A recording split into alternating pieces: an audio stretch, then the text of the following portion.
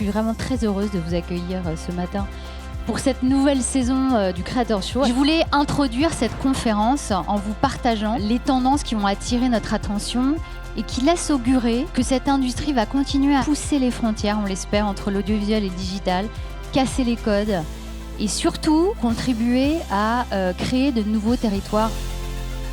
C'est vrai que l'année dernière, on avait parlé un peu de quand j'avais annoncé le projet de l'Everest et on savait vraiment pas où on allait se retrouver un an après. On avait très envie de travailler avec Inès et donc quand il nous a présenté son projet Kaizen, ça a été une évidence pour nous. On a travaillé sur un petit format avec lui pour poster sur nos différentes plateformes. Je pense qu'on a atteint les sommets, parce qu'on a eu plus de 12 millions de vues sur cette vidéo. On va dire qu'on a gravi notre Everest. Arriver dans l'équipe Webedia, c'était vraiment important parce que la santé des femmes, moi, ça me touche énormément.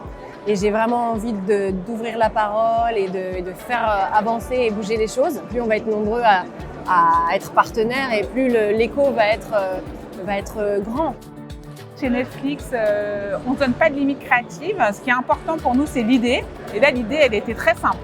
1, 2, 3 soirées sur les Champs-Élysées. On a besoin de travailler avec des créateurs de contenu pour amener du jeu et de l'enjeu, pour amener une compétition bon enfant en intégrant le concept de 3 capitaines.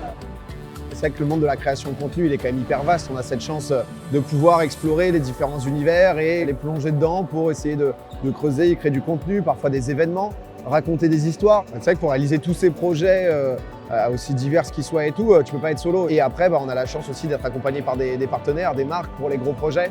On parlait de projets comme Déter, c'est des projets où parfois on se parle en millions d'euros.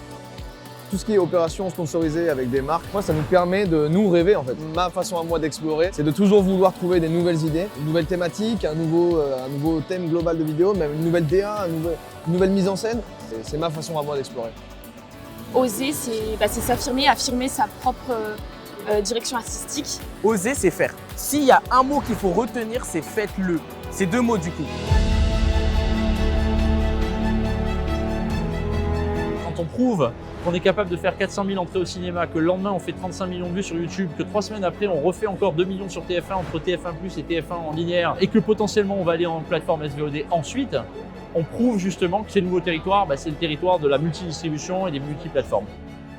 Et je peux vous dire d'ores et déjà qu'on vous donne rendez-vous l'année prochaine en 2025 avec un line-up très prometteur. On espère avoir transmis toute l'émotion, l'ambition et surtout donner envie à la fois aux producteurs, aux créateurs de contenu, aux marques, à tout l'écosystème lié à la creator economy d'oser, de se dépasser et de décloisonner.